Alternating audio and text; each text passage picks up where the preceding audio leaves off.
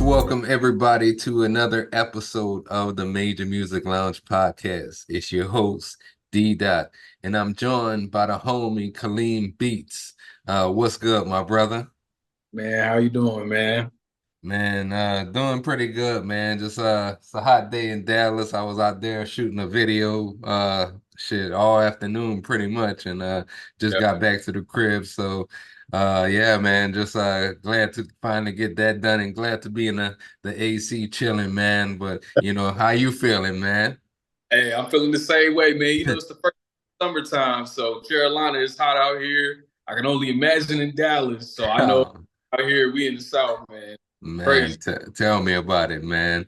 So, just following you for a minute, again, kind of been a fan of some of the work you've been doing. I always just kind of been curious to know, like, when did you start making beats? How long has that been, part of your life?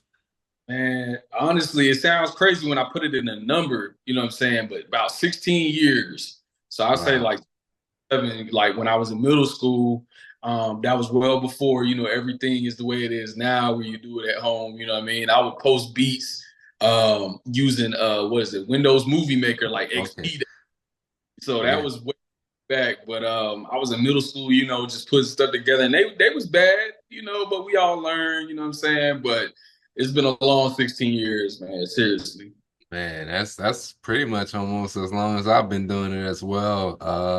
Kind of around, I mean, I dabbled in some things early 2000s, but I never really got serious about it till around '08, maybe around that time. And then the first real like program that I used was Reason 3 at that time. And then Wow. yeah, just kind of started experimenting from there. Yeah. What do you currently use? Man, I'm an FL Studio cat, man. That's really been the only thing I've honestly knew since I've been producing. You know how you get different like equipment and it comes with different programs and stuff. Like Yeah. I've done Ableton and stuff like that, but and Logic even. But like my home has always been FL Studio because with FL it's just so user friendly, and it was the easiest that I learned. But I've realized like with FL, you know what I'm saying. Once you really learn how to use it, man, the sky's the limit with there, especially now with how much it's upgraded. Yeah, yeah. I've used a little of FL actually, like the iPad version years Oh, wow. ago, and that was pretty cool. I on my main like setup, I would say I go between machine and MPC, but kind of like what I like about what you said is, I always tell producers, man, that learn one program, app, whatever it is, hardware, and get really good at it. Because I think a Right. lot of producers, they see one producer using this program or that piece of hardware, and they want to, buy everything instead of just investing in what, one. I'll say Right. maybe two, different programs might be cool to work with, but to learn, one and learn it, like the back of your hand. Um, Right. Now, who are some of the producers that influence your sound? Oh man. That's a really good question because I love music so much. So many different people that I could name. And I always thought about this question. I think about it all the time because it's constantly upgrading. Yeah, Uh, but I would say definitely Jay Dilla for sure. The yeah, late, yeah, what I'm saying? Cardo got wings for yeah. sure. The Alchemist, definitely the Alchemist.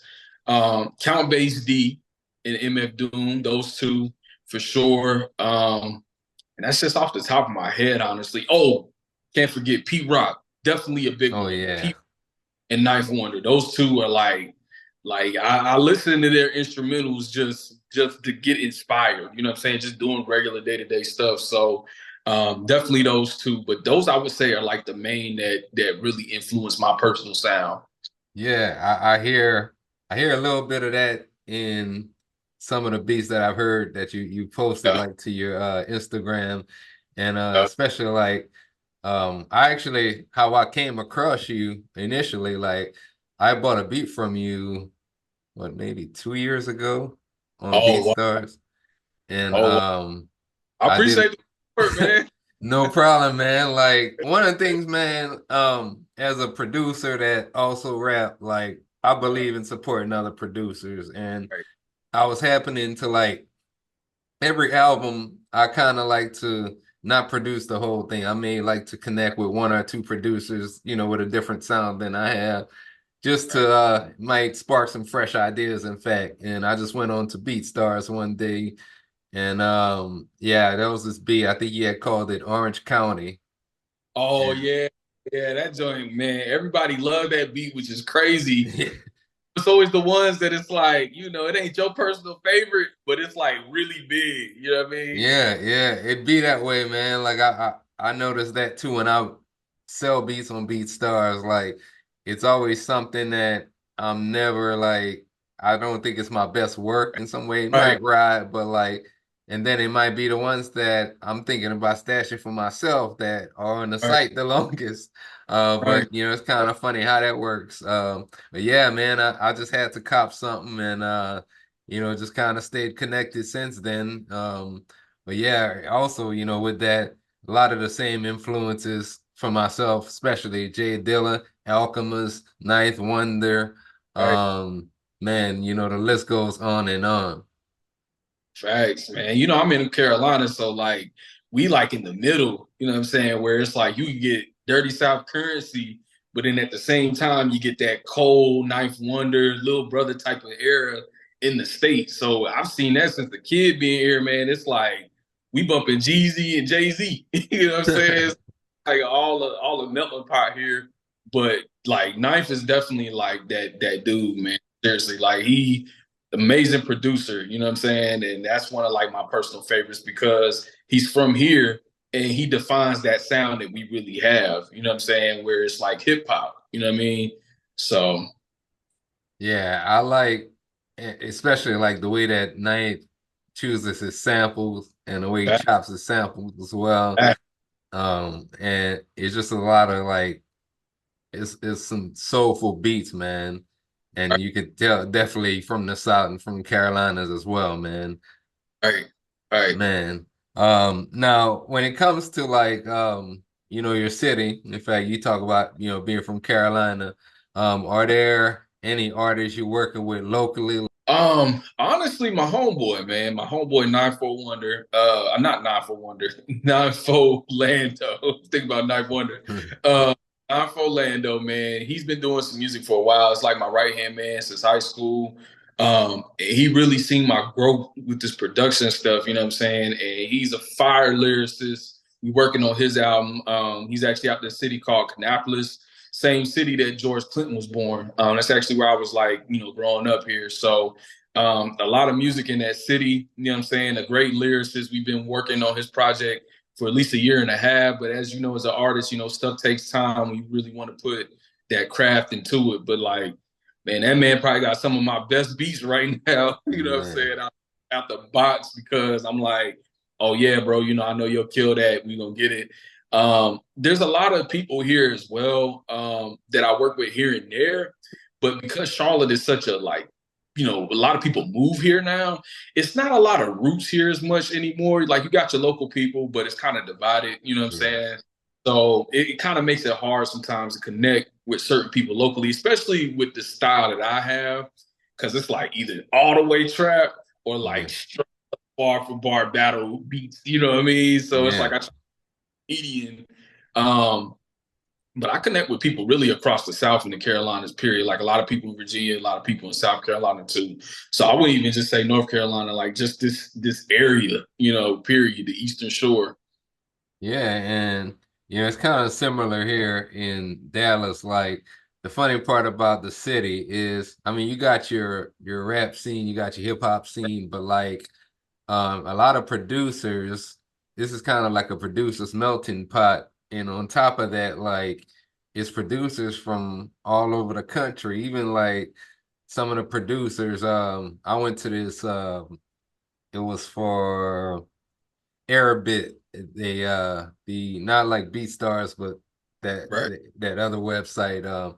But the founder came to a event here in Dallas with a lot of producers from the UK, and I just thought that was pretty cool, like that they traveled here for that. But like, kind of going back to like artists and working with different artists, like, um, it's similar here in terms of most of the I'll work with one or two people, but like most of the clientele that I work with, because I'm originally back from like Lafayette, Louisiana.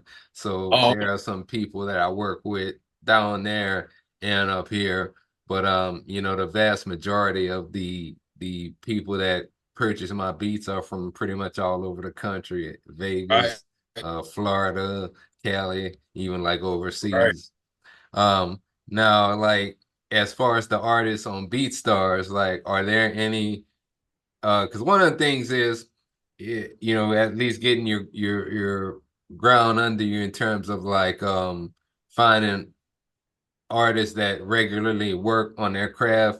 I think Right. is one of the toughest things to find on BeatStars. But have you come across that as well on BeatStars? Like any artists that you work with regularly?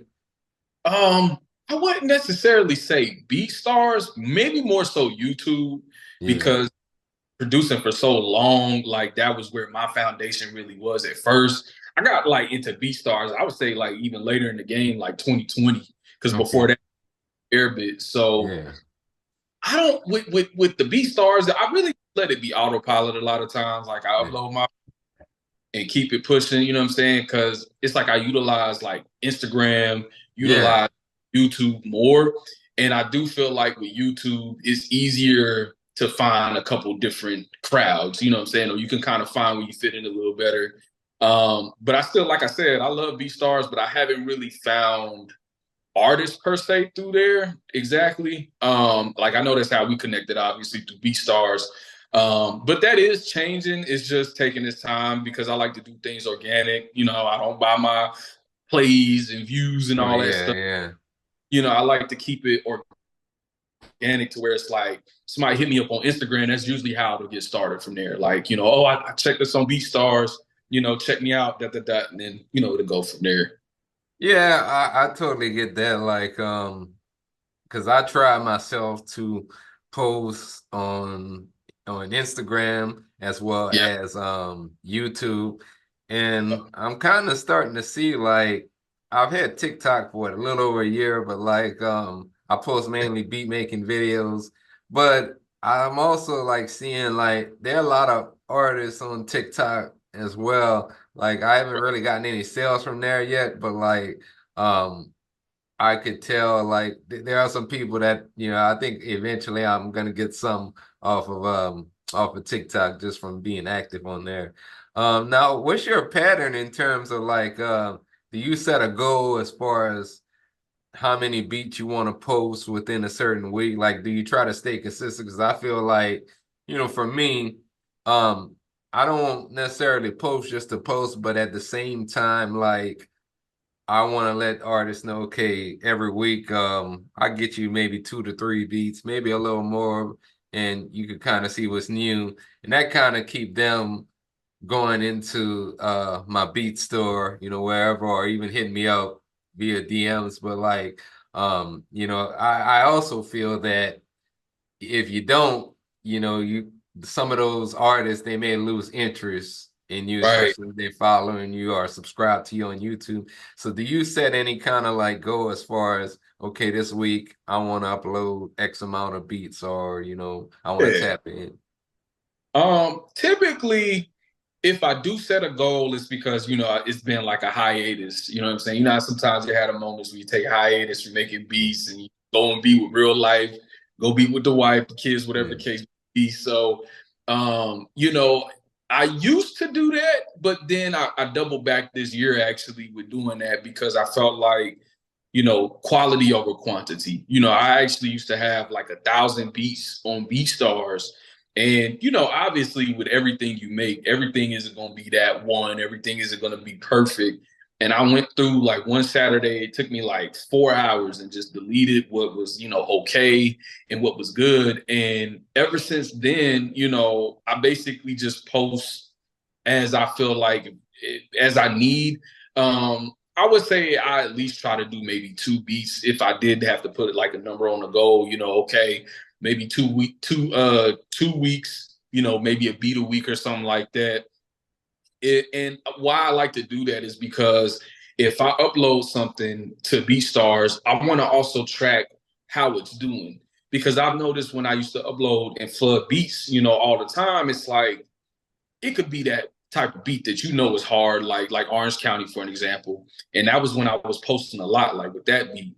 But that doesn't always equal like it'll pick up as soon as you post it. It could pick up a month later. And I've had that happen. So like I realize like it's not about usually when I do it, but kind of how and the type of beat. So that's why I started to focus on the quality of it, making sure like, okay, that quality beat gonna be getting spins on it for 4, 5, 6 weeks, you know what I mean, on Yeah, BeatStar. yeah, I focus really closely on making just better beats, and I realize it takes more time doing that now. Because a lot of stuff sits on my computer now, you know what I'm saying? Because I'm like, all right, is this rappable? Is this something that someone would really want to hop on?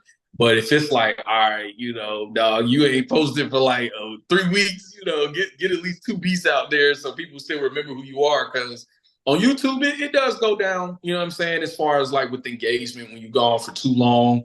And the tight beat culture, I know you're aware of it, is a tough one to keep up with, but I try to like balance that quality with also keeping up with the type beats. To some people, man, they be out here uploading 10 beats a day, and I'm like, yeah, how, like, yeah, so yeah, but yeah. I know I called it out, but yeah, Man, some of them guys using loops for their whole beats, but that's a whole nother topic for oh, another yeah, day. yeah, yeah, topic. Man, but kind of like, I guess similarly, like Yeah, I'm same way in terms of quality over quantity. right, Because if I'm not comfortable dropping certain ones, I may wait until right. there's a beat, in fact, that I got to go back and finish with. Sometimes it might be one or two parts that you might want to add to it, Right. or it could be just a certain way that you want to arrange it, whatever the case may be. Now, kind of with that, like, because I also think like noticing a pattern of you might sell one type of beat. Let's just say maybe, I don't know, you notice a trend of West Coast beats that are selling on your site.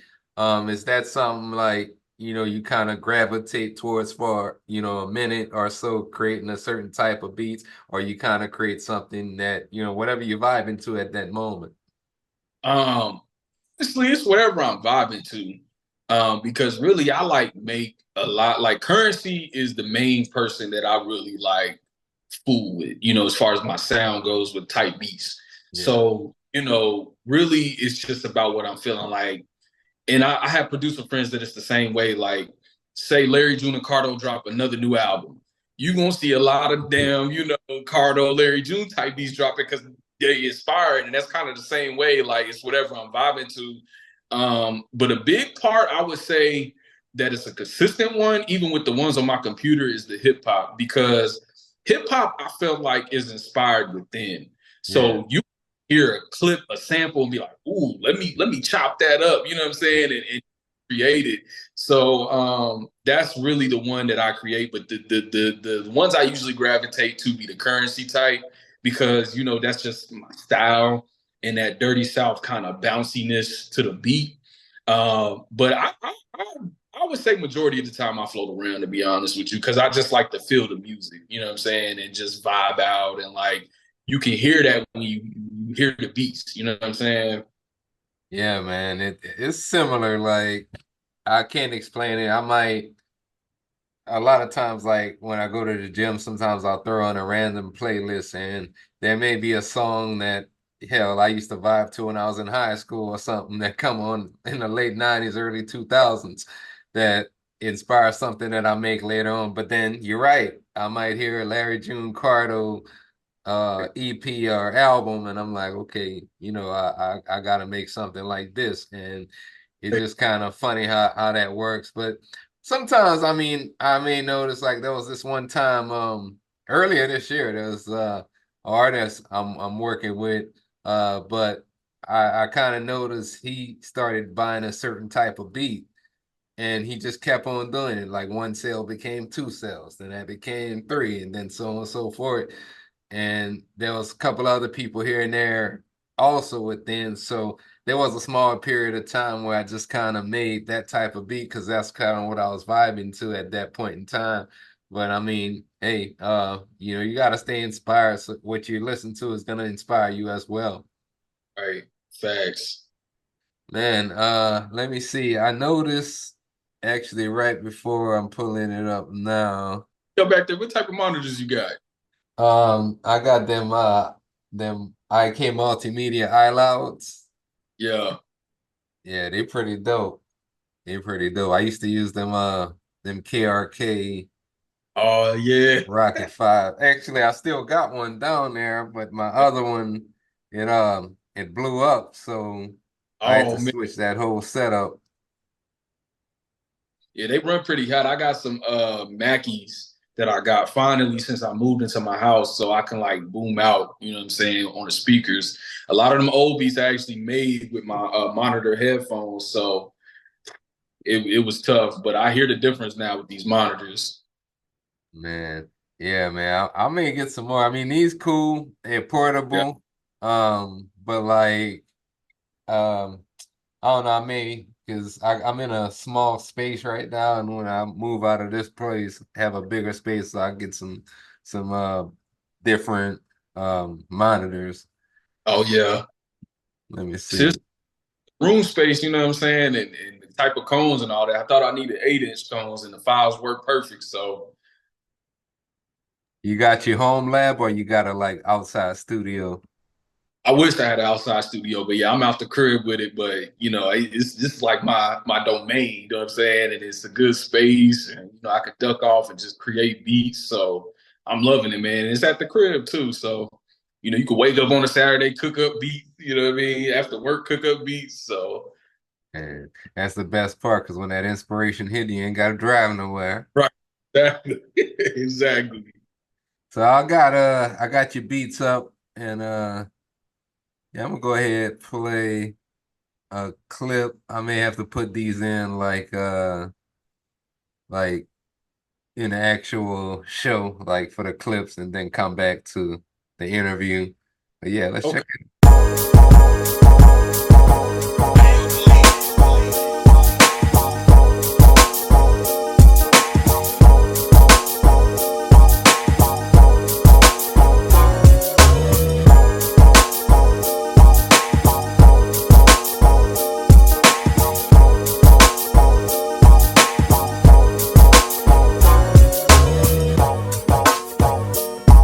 That Brandy. Yeah. Yeah. What's that one titled? Summer solstice, because you know the Okay. day of summer. So I was like, man, let me name it something Oh, dope you that just must have done that today, huh? yeah, yeah. Okay, Actually, all right. Yeah, that's what you was doing before the interview. Let me check yeah. out the second one.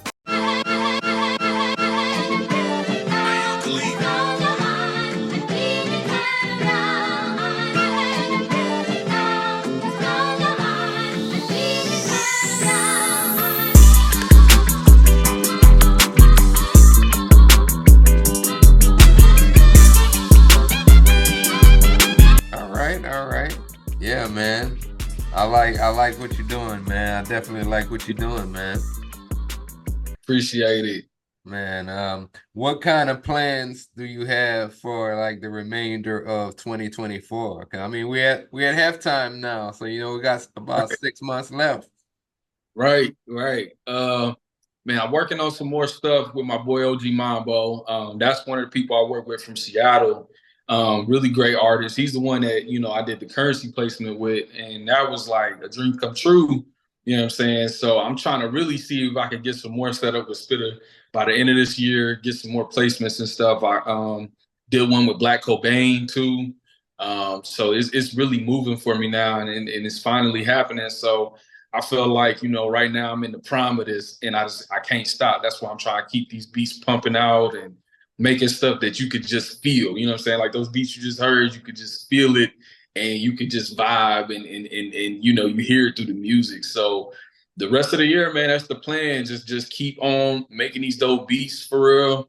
set myself up with some more placements, man, and really tucking out some beats, you know what I'm saying, for that real big, just, you know, that one that's gonna happen. I feel like it's coming. So Yeah, I'm just man. trying to double down, you know what I'm saying? Man, I'm gonna be watching, man, and I definitely want to hear about anything else that you got coming as well. Now, going back, you mentioned that Currensy placement. Talk a little bit Yeah. about that. Like, when was this? And so my boy OG Mambo, he you know, we've been working off of YouTube together because he hit me up on YouTube from Seattle like back in like 2016. Wow. And yeah, and it's been some years, and we just been working, making music. And you know, when Currency came out to Seattle, he went to this place called the Neptune, and he opened up for Currency. So that was like amazing because I'm like, damn, like, you know, you hearing Ayo Kaleem, you made the beat. Before that, it was the old tag, this is the 704. And you know, I'm like, you hearing that speakers, it's a crowd of 7,000 people, and Currency know who I am, you know what I'm saying? So Wow. it's like the jet like been there. And then it's like after that, man, he finally got a hold of Currency.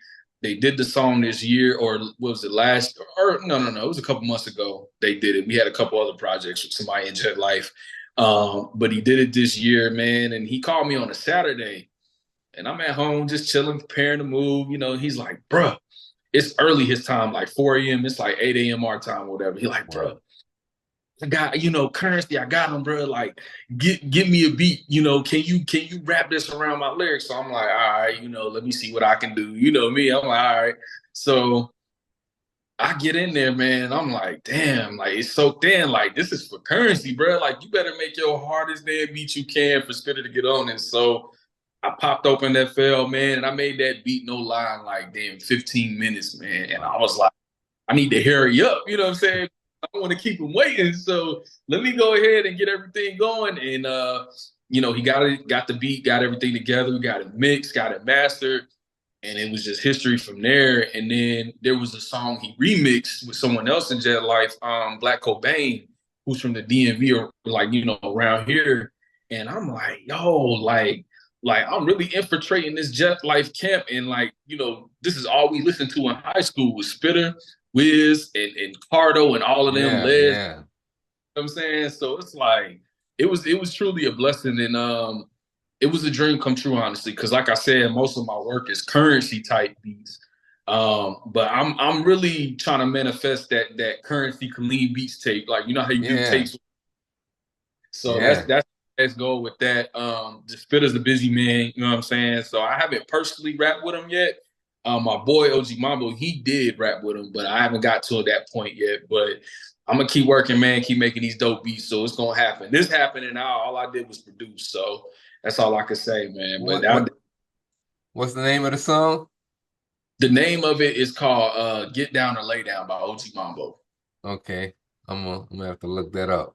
Yeah, man. It's a dope song, and like, you know, Spitter killed it, you know what I'm saying? And like you said, you can hear that Spitter sound over my beats. So I don't know, man. I just feel like even bigger ones is coming, Yeah, and I'm keep doing it with this music and enjoying it, and you know, creating music that we can vibe to, that's genuine and not like the 5 minute beats, you know what I'm saying? Like, let me create this in 5 minutes and drop it. So you know, we are last of a dying breed with producers that still produce for real. You know what I'm saying? yeah. You gotta be versatile, and also you never know when those opportunities are gonna come at the spur of the moment. So you gotta Right. be able, that's part of the reason. Sometimes I may test myself, even like I feel like when I go to my day job, like I have a limited time to make beats sometimes during my breaks, and that could be 15 minutes, that could be about 30 minutes.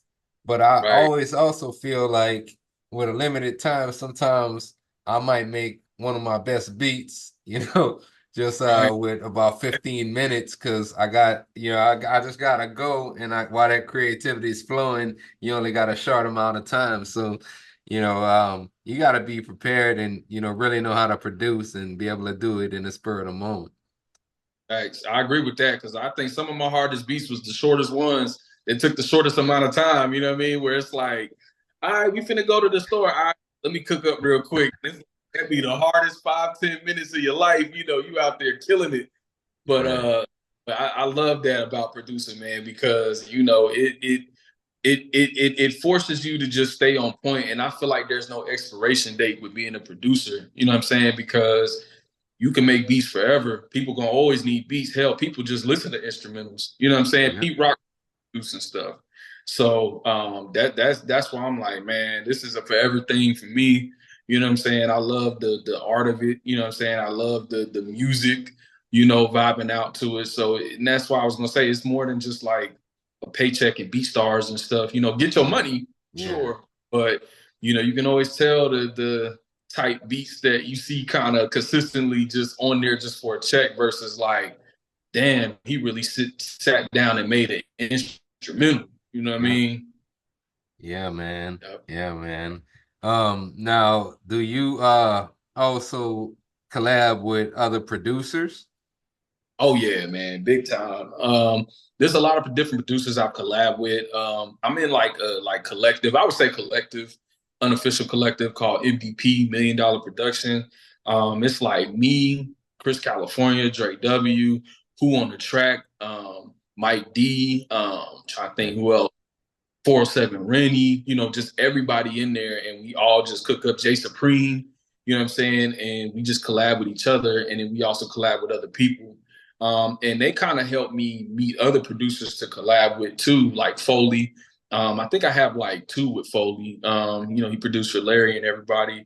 And it's a blessing because I feel like with social media now, you know, even when I was producing before, it was just kind of MySpace days, but now it's like social media is so big, you can connect with somebody across the country and be like, yo, bro, I'm about to send you this lab, and they send it back and they have it done in a day. You know what I'm saying? So I love collabing with other producers. I feel like for real, it helps you swap ideas and keep you fresh because then you can kind of see like, okay, this is how they chop this, or ooh, that's kind of hard how they did these hi hats. Maybe I should try something new, and you know, you want to keep up. You know what I'm saying? So you make sure you make your best stuff when you collab. And I feel like honestly, collabs is how I don't stay stale for real. You know what I'm Yeah. saying? Because it's just a lot of people that their style, you don't realize how hard y'all can make something.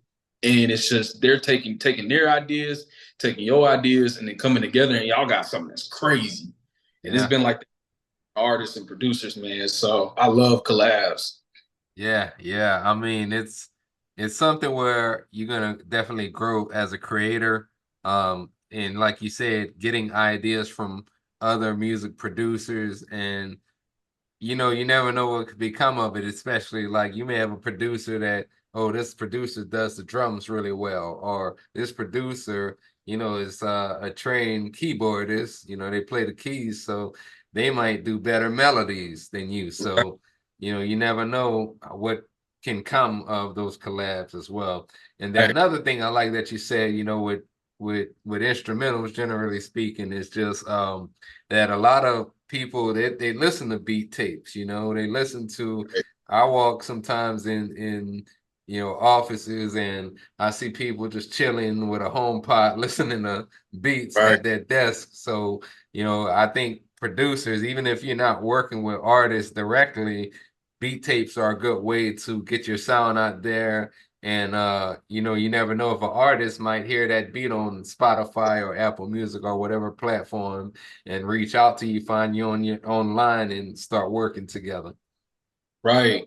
And that's what I always tell people that's new and coming up because I'm like, man, you can make beat tapes and that's the equivalent of making albums for real. And you can also get your royalties from everybody that plays it. So not only is your music getting out there, but then you also got people who do go. Like I have a coworker I sit next to. All he do is listen to lo-fi instrumentals throughout the work. And those are somebody's beats, you know what I'm Yeah. saying? That they wouldn't be in that playlist if they didn't upload it. So I'm big on like uploading to streaming platforms to have your beats be heard to the world because man, like there was a time where it was only exclusive to little corner of people that could Yeah. upload and listen to certain things. So now it's like, man, what any beats I do, I usually like to drop them and make sure that they can be heard. You know what I'm saying? Because I love that people stream my beats, and I'm surprised when I check. like the beats that are getting streamed because it's like, damn, who listening to this? You know, you don't even you'd be surprised. You know what I'm saying? So yeah, I love that, man. It's crazy sometimes because like there's a beat tape I dropped over a year ago now, but like I dropped two other beat tapes since then, and they're still listening to the one from Yeah.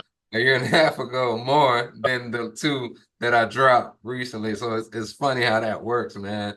But a year from now, the other two might be having more streams than something else I dropped. So who knows? That's facts. Man, where can our viewers, our listeners, find you at on social media and find your work as well? Man, all my work is on Apple Music, Spotify, like the main stores. I use DistroKid, so whatever stores they got, I got those. BeatStars is my main one. My BeatStars is Kaleem Beats, KaleemBeats, simple Kaleem Beats. My YouTube is Kaleem Beats 808, like the drum. So it's Kaleem Beats 808, and my Instagram is Ayo Kaleem, like my tag. Just AYO Kaleem, Kaleem. And those are the main three ones that I use for real. A lot of people get it mixed up because they think my producer name is Ayo Kaleem, but it's just the tag. So that's not producer name, it's Kaleem Beats, but the tag is Ayo Kaleem. But don't get it twisted. That's just the way I use it. But yeah, that's how you can find me. Man, go ahead, hit Kaleem here with a follow on all his socials. Check out his beats on the streaming platforms. If you're an artist, check him out on BeatStars as well. That's how I found him, and definitely got to work together in the future again as an artist and producer, as a producer and a producer, man. So we definitely gonna link up, man. I appreciate that, fam. I'm ready anytime, man. Because like I said, collabs is something that I love to do. So I'm cool with hip hop. I see your hip hop videos, by the way, man. The way you be chopping, like it's got that soul to it, and Man, I that's why. appreciate So keep going with that, man. We it. need that. Yeah, man, I appreciate it, man. Just trying to stay consistent every week, man, posting some work, man. So yeah, man, appreciate it. You can follow me on Instagram at d._major music. Same thing on TikTok. Also, if you use threads and on Twitter, X, whatever you want to call it, at d.mme. And if you like this interview, go ahead, hit that like button on YouTube or whatever platform you're listening to it on. And if you're an artist or producer and you want to get on the podcast, hit me up on one of those platforms once again. Gonna definitely look to set up some shows for the late summer. And, I appreciate Kaleem for spending some time with us, talking about his story, some of the projects that he's working on, and more. So until next time, it's D. Dot and Kaleem Beats, and we're out. I move different rides, smooth time to merge lanes. Many come and go, this life in this rap game. I move different rides, smooth time to merge lanes. I just wanna get paid. You can have a fame. I move different rides, smooth time to merge lanes. Many come and go, this life in this rap game. I move different rides, smooth time to merge lanes. I just wanna get paid. You can have a fame.